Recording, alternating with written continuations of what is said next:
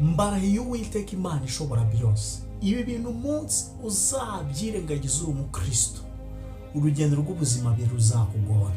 Niba ari ubwa mbere udukurikiranye, reka udufashe gusangiza abandi ubu butumwa, udufashe unadukurikirane, udufollowinge, udusubscribinge, udufashe kugira ngo umurimo w'Imana urusheho kuzamurwa no kugira ngo abantu bamenye ukuri kw'ibiriho.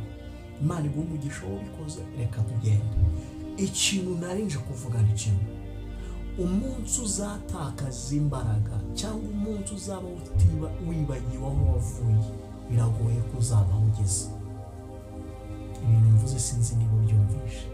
Narivuze ngo umunsi uzibagirwa imbaraga zakuvanyeho wahoze, ntabwo uzabona imbaraga zigukura aho ugeze, kuko imbaraga ziba zaragukuyeho wahoze ziba zihari kugira ngo zongere zigufashe, kugira ngo zikugeze aho urimo urajya.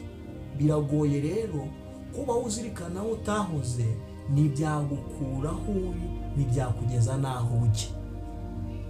Aho ujya uzahagezwa nuko uzirikana imbaraga zagukuyeho wageze utari wagera muri uyu munsi. Imana iguhe umugisha mwinshi cyane.